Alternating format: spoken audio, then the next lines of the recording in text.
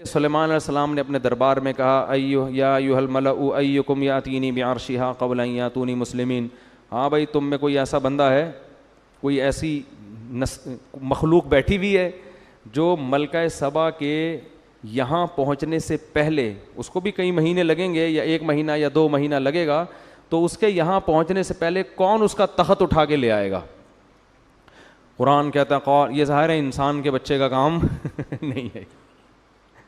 قال عفریت من الجن انا آتیک بہ قبل ان تقوم من مقامک. ایک جن کھڑا ہوا. عامل لوگ بڑے خوش ہوں گے, دیکھو جنات کے پاس ایسے اختیارات ہیں, وہ یہ بھی کر سکتے ہیں. جن کے پاس ایسے اختیارات ہوتے ہیں, لیکن جن آپ کے اختیار میں ہوں ایسی کوئی رپورٹ ہمارے پاس نہیں ہے. جن تو بہت کچھ کر سکتا ہے مگر وہ آپ کے مشورے پہ کرے گا ایسا نہیں ہے. اگر کر رہا ہوتا نا تو آپ کی خستہ حالت. میں کہتا ہوں ان عاملوں سے جو کہتے ہیں کہ ہم سنگ دل محبوب کو قدموں میں لا سکتے ہیں, اس کو بولو پٹھان ہوٹل سے تو 2 پراٹھے لا کے دکھا دے جن کے ذریعے. سنگ دل محبوب کہاں سے لائے گا قدموں میں؟ تو جن تو طاقتور ہوتا ہے مگر وہ انسانوں کے کنٹرول میں نہیں ہوتا. تو وہ صرف سلیمان علیہ السلام کے کنٹرول میں تھے. تو جن نے کہا میں, آپ اس کی بات کر رہے ہیں کہ وہ یہاں پہنچے گی پھر تخت آئے گا؟ ارے آپ کی مجلس برخاست ہونے سے پہلے تخت آپ کے سامنے. قرآن کہتا ہے قال الذی عندہ علم من الکتاب. ایک بزرگ بیٹھے ہوئے تھے سلیمان علیہ السلام کی محفل میں. وہ پیغمبر نہیں تھے, امتی تھے. ان کے پاس کتاب یعنی زبور کا علم تھا. اس سے پتہ چلتا ہے بھائی اللہ کی کتاب کا علم بھی کتنی بڑی فضیلت ہے.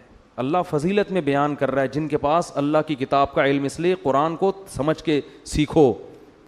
قرآن کا علم ہونا یہ اللہ کی بہت بڑی نعمت ہے. تو وہ نیک تھے. تو انہوں نے کہا سلیمان علیہ السلام سے انا آتیک بہ قبل ان یرتد الیک طرفک.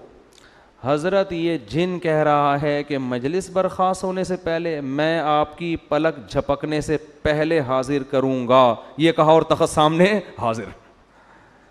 نہیں آ رہی بات سمجھ. یہ واقعہ اگر صرف فضائل اعمال میں لکھا ہوتا تو فضائل اعمال کے پہ جو کفر اور شرک کے فتوے لگے ہوئے ہیں ان فتووں میں ایک اور اضافہ ہو جاتا کہ دیکھو انسان کے بس میں تو یہ ہے نہیں, یہ تو شرک پھیلا رہے ہیں. تو یہ واقعہ قرآن میں لکھا ہے. اس سے پتہ چلتا ہے کہ اللہ تعالیٰ بعض مرتبہ کسی بزرگ کے ہاتھ پہ کوئی ایسا محیر العقول کام کر دیتے ہیں جو اسباب کی دنیا میں ممکن نہیں ہوتا. اس کو کرامت کہتے ہیں. یہی کام اگر نبی سے ہو تو اس کو معجزہ کہتے ہیں, بزرگوں سے ہو تو اس کو کیا کہا جاتا ہے؟ کرامت. اور یہ کچھ بھی ہو سکتا ہے. اس میں ہمارا عقیدہ یہ ہے کہ یہ ہاتھ بزرگ کا استعمال ہوتا ہے, کام بزرگ نہیں کر رہے ہوتے. اللہ نے بزرگوں کو ایسے اختیارات نہیں دیے, نہ پیغمبروں کو دیے نہ بزرگوں کو دیے ہیں. پیغمبر کا معجزہ بھی اللہ کی طرف سے ہوتا ہے, پیغمبر کا دخل نہیں ہوتا اس میں. مردوں کو حضرت عیسیٰ زندہ کرتے تھے تو حضرت عیسیٰ نہیں کرتے تھے, بلکہ کون کرتا تھا؟ اللہ کرتے تھے. حضرت عیسیٰ تو صرف کہتے تھے. تو اللہ نے ان بزرگ کے ہاتھ پہ کرامت ظاہر کی. تو اسی طرح فضائل اعمال میں جو درجنوں واقعات لکھے ہیں ان بزرگ نے یہ کر دیا, ان بزرگ, یہ کرامت کے واقعات ہیں. ان کو شرک کہنا اس لیے درست نہیں ہے کہ ان میں ان بزرگ کی طرف مجازی نسبت ہے. حقیقت کون کر رہا ہے؟ اللہ. ہاں کرامت کا واقعہ اگر مستند کتاب میں لکھا ہو یا مستند ذریعے سے پہنچے تو اس کو مانو. بیان کرنے والا مستند نہیں ہے تو پھر اس کو مت مانو. اب فضائل اعمال میں جو کرامتیں لکھی ہوئی ہیں وہ جن کتابوں سے لی گئی ہیں, وہ کتابیں اگر مستند ہیں تو کرامت کا واقعہ بھی درست, کتابیں مستند نہیں ہیں تو کرامت کا واقعہ درست نہیں ہے. اور دوسری بات یہ کہ جو لوگ فضائل اعمال کے خلاف کلپ بناتے ہیں ان سے کہو اصل کلپ تو اس کتاب کے خلاف بننا چاہیے جس کتاب سے فضائل اعمال نے وہ کرامت لی ہے. اس کتاب کے خلاف کوئی کلپ بنانے کے لیے تیار نہیں ہے, کیونکہ وہ کتابیں بڑے بڑے محدثین کی لکھی ہوئی کتابیں ہیں, اور محدثین کو برا بھلا کہیں گے تو لوگ ان کو جوتے ماریں گے. تو اس لیے انہوں نے فضائل اعمال کو پکڑا ہوا ہے. نہیں آ رہی سمجھ میں میرا خیال ہے بات. تو یہ خیانت ہے بہت بڑی کہ جو اصل کتاب ہے اس کو تو کچھ نہیں کہہ رہے, ٹھیک ہے نا, اور جہاں جو نقل کر رہے ہیں اس کو کہہ رہے ہیں یہ فضائل اعمال اور فضائل صدقات میں شرک بھرا ہوا ہے. تو ان کو شرک کی ڈیفینیشن ہی پتہ نہیں ہے. تو ان بزرگ نے کیا کہا. اب یہاں ایک اور لوگ سوال کرتے ہیں کہ یہ کرامت تو صحابہ کے ہاتھ پہ ظاہر نہیں ہوئی جو فضائل اعمال میں لکھی ہوئی ہیں, یہ تو نبی کے ہاتھ پہ یہ معجزہ نہیں ہوا تو بزرگ کے ہاتھ پہ کیسے ہو گیا؟ اس کا مطلب بزرگ صحابہ سے بھی افضل ہیں. تو یہی سوال ہم یہاں کریں گے کہ سلیمان علیہ السلام تو تخت کو سیکنڈوں میں لا نہیں سکے، لیکن مجلس میں بیٹھے ہوئے بزرگ نے کہا اور تخت سامنے حاضر.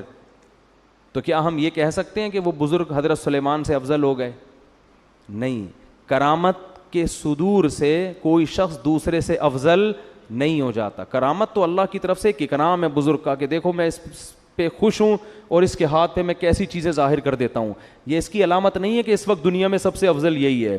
اور یہ بھی ممکن ہے کہ ایک پیغمبر کے ہاتھ پہ وہ معجزہ ظاہر نہ ہو جو کسی امتی کے ہاتھ پہ کرامت ہو جائے، یہ بھی عین ممکن ہے. باقی افضلیت کا تعلق اعمال سے ہے، کرامتوں سے نہیں ہے. کون افضل ہے؟ سب سے جو شریعت پہ سب سے زیادہ چلتا ہے، تو وہ تو پیغمبر سب سے زیادہ چلتے ہیں نا. اور علماء کہتے ہیں امتی کے ہاتھ پہ کرامت کا ظاہر ہونا یہ پیغمبر ہی کے فضیلت کی دلیل ہے، اس لیے کہ اس امتی کو یہ مقام اس پیغمبر کی امت کے امتی ہونے کی وجہ سے ملا ہے. وہ جو بزرگ تھے نا جنہوں نے کرامت ظاہر کی اور تخت فوراً لے آئے، تو اصل میں یہ فضیلت سلیمان علیہ السلام کی تھی. وہ بزرگ سلیمان علیہ السلام کو فالو کرتے تھے، اسی وجہ سے تو یہ انعام ملا نا ان کو.